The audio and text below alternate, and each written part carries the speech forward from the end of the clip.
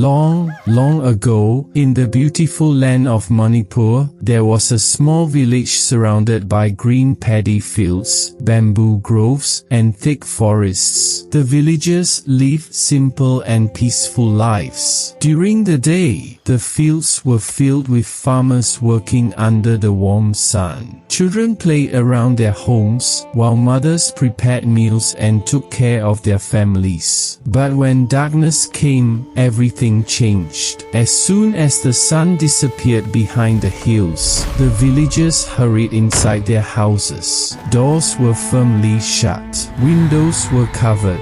Children were told not to go outside, for everyone in the village knew about a terrifying creature that lived in the nearby forest. Her name was Lai Khutsangbi. She was not an ordinary woman. She was a frightening demoness with extraordinarily long arms. Her hands could stretch farther than anyone could imagine. Her fingers were sharp like thorns, and her frightening appearance made everyone tremble with fear. She wandered through the forest and visited the village at night. She was especially feared because she preyed upon children and livestock. No matter how securely a family closed its doors, Lai Khutsangbi could sometimes stretch her long arm through a crack in the wall and reach inside. Because of her, the villagers lived in constant fear. And among all the families in the village, one small family had a particularly clever woman. Her name was Sasima. She lived with her husband and their little child in a modest house near the edge of the village. Sasima loved her child more than anything in the world. Her husband was a hardworking man who often traveled away from home to earn a living. Whenever he left, Sasima stayed behind to protect their child. One day, her husband had to leave the village for several days. Before leaving, he looked at his wife seriously. "Take good care of our child," he said. Sasima smiled confidently. "Do not worry, I will protect our child." Her husband left, but Sasima knew something her husband did not need to be reminded of. Lai Khutsangbi was always waiting for an opportunity. That evening, as the sun began to set, Sasima carefully closed the doors and windows of the house. She checked every corner. She made sure there were no large gaps in the walls. Then she gathered her child close to her. Outside, the village slowly became silent. The birds returned to their nests. The farmers came home from the fields. One by one, the houses closed their doors. Night fell over Manipur. The forest became dark, and somewhere among the trees, Lai Khutsangbi was awake. Late that night, Sasima suddenly heard something outside. Thud, thud, thud. Her heart began beating faster. She remained silent. Then she heard a frightening voice. "Sasima." She froze. It was Lai Khutsangbi. The demoness had arrived. Sasima held her child tightly. Then came the question she feared most. "Sasima, is your husband at home?" Sasima was terrified. She knew that if she admitted her husband was away, Lai Khutsangbi might attack. But Sasima did not panic. She quickly thought of a plan. She answered loudly, "Yes, my husband is here." Silence. Outside, Lai Khutsangbi stopped moving. She knew that Sasima's husband was a strong and brave man. The demoness did not want to fight him. After a moment, she moved away. Her footsteps slowly disappeared into the darkness. Sasima finally breathed again. She looked at her child and whispered, "Do not be afraid, I am here." But she knew the danger had not disappeared. Lai Khutsangbi would return. The following night, the same thing happened. Thud, thud, thud. Sasima knew immediately who was outside. The demoness called her name. "Sasima, is your husband at home?" Sasima answered confidently, "Yes, he is here." Again, Lai Khutsangbi became suspicious. She stood outside the house for a long time, but she could not enter. Eventually, she disappeared into the darkness. Night after night, the demoness returned, and every time she asked the same question, "Is your husband at home?" Every time, Sasima gave the same answer, "Yes, he is here." The clever mother had managed to keep the demoness away, but she knew she could not continue this forever. Sooner or later, her husband would return, and when he did, she would tell him everything. Several days later, just before sunset, Sasima heard familiar footsteps outside. Her husband had finally returned. She rushed toward him. "You are back."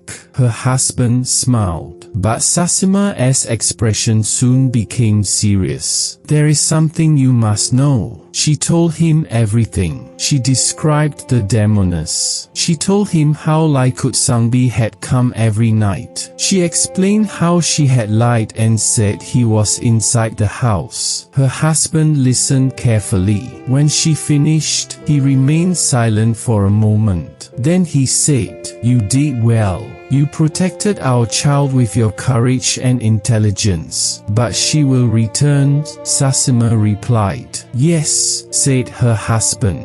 "And this time, we will be ready." He began thinking about a plan. They knew they could not defeat Lai Khutsangbi by simply chasing her. Her long arms gave her a terrible advantage. If she could reach through the walls, they needed to make her come close enough for them to fight back. Finally, the husband explained his plan to Sasima. "Tomorrow night, when she comes, tell her that I am not home." Sasima looked at him in surprise. "But won't that make her attack us?" "That is exactly what we want," he replied. "We must make her believe she has finally found us alone." The plan was dangerous, but they had no other choice. The following night arrived. The moon was hidden behind dark clouds. The village was silent. Inside their house, Sasima and her husband waited.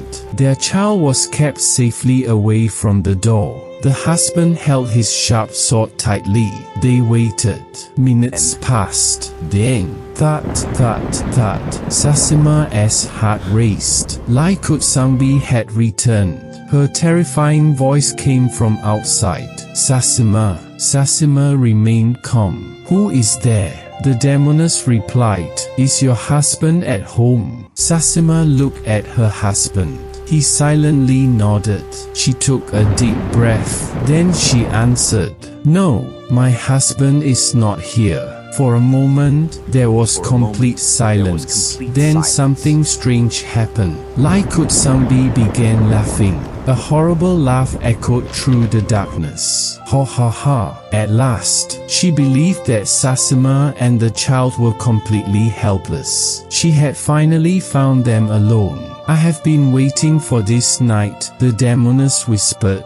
Then she stretched out one of her enormous arms. The arm moved toward the house. Longer and longer and longer. It reached the wall. Her fingers searched for an opening. Finally, one long hand found a crack. The demoness pushed her arm through. Sasima's child became frightened.